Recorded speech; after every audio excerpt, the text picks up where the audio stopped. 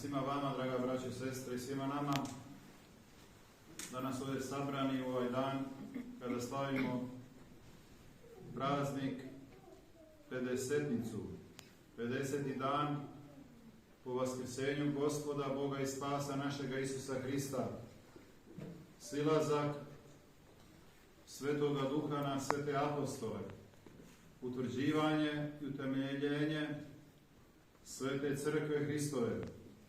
Kako kažu sveti oci pojedini, da nije bilo ovoga praznika, danas ne bi bilo ni crkve, ni hrišćanstva, jer sve ono što se zbilo i u molitvama kada kažemo radi nas i radi našega spasenja i rođenje Hristovo i raspeće i krst, muka na krstu radi nas i radi našega spasenja, prolivanje krvi Gospodnje, silazak u ad radi pravednika i pobjede dobra nad zlom, ustajanje iz groba Boga i spasa našega, vaznesenje na nebo i evo silazak Duha Svetoga kao potvrda svega toga. Bog ovaj svijet stvara u trojici i bez trojice ništa ne biva, jer u toj prevječnoj zajednici ljubavi Svete Trojice, Oca i Sina i Duha Svetoga, sve ovo bi stvoreno njihovom voljom, voljom Božijom, voljom Svete Trojice.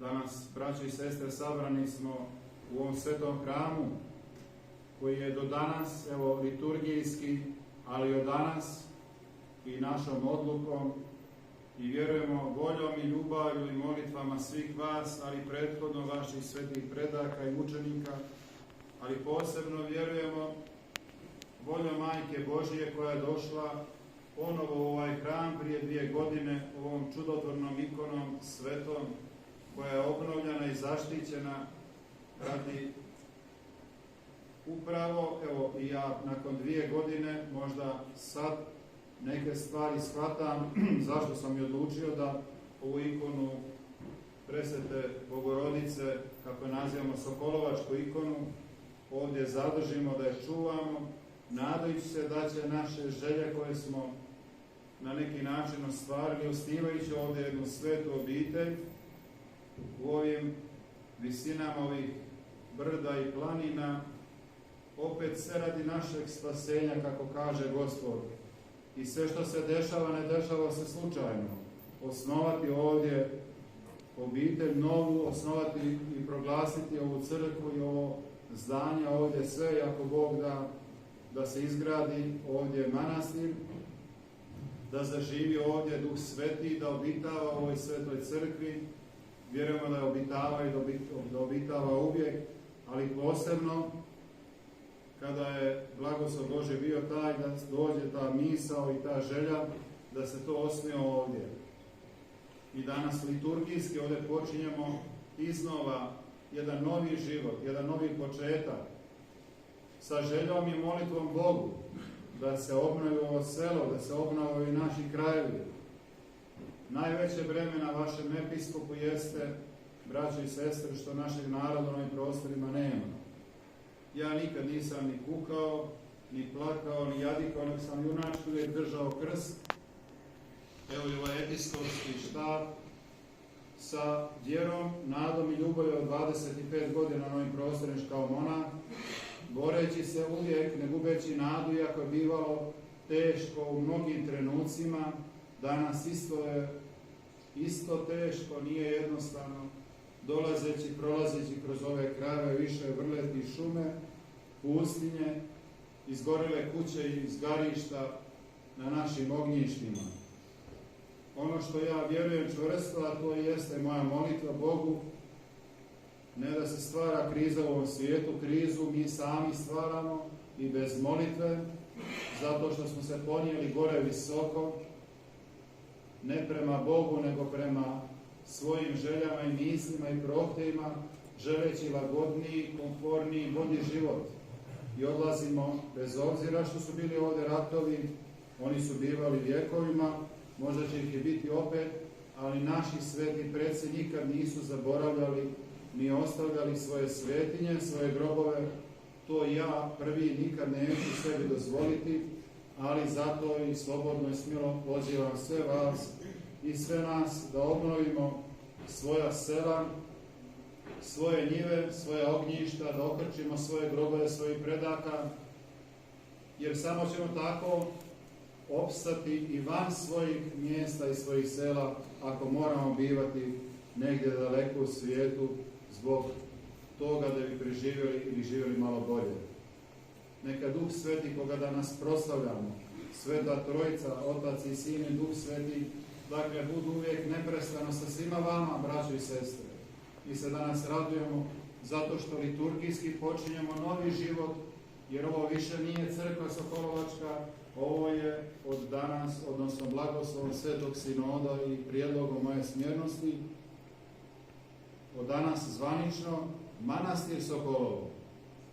Zaboravite to ime da je ovo crkva, ovo je Manastir Sokolovo i nadamo se u Boga da će Bog obnoviti život ovdje.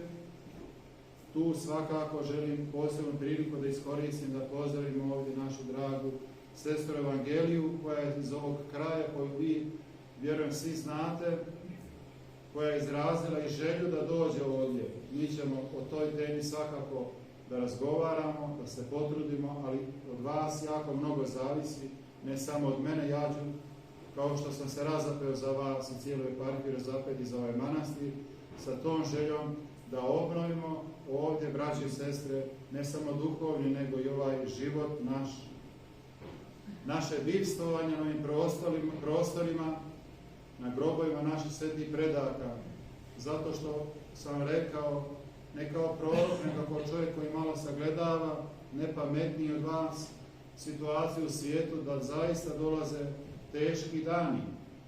Možda ne ratovi toliko, ali dolazi, braći i sestre, neko i kao što je već jeste savremeno gonjenje hrišćana. Mi danas imamo problem u Beogradu da prošetamo nekada slobodno u mantiji, jer imamo, nažalost, naše sunarodnike Srbe koji pljuju i na patrijarha, koji pljuju na crkvu. To je žalosno i to je jako bolno. Republika Srpska i ovi krajevi naši srpski, svi, kako tamo kaže, srpskih i pomorskih zemalja mogu zaista da se pohvale sa trudom, znojem i revnošću u vjeri. Ne da kritikujemo danas nešto u Srbiji, ali nažalost nameću nam nekakav novi način, nekako drugog života, ali ne ovi koji su Srbiji koliko oni koji su van Srbije. A vi dobro znate ko su neprijatelji naši. Zato mi treba da jačamo i da umnožimo naše molitve, posebno ovdje na ovom prostoru, kako bi Bog se smilovao i dao nam pameti, da se otreznimo od života savremenog i da se vratimo zemlji svojoj od koje smo svi sazdani, da se vratimo na ove prostore, da obnovimo ove prostore. Mnogi će reći, to je teško i to je nemoguće.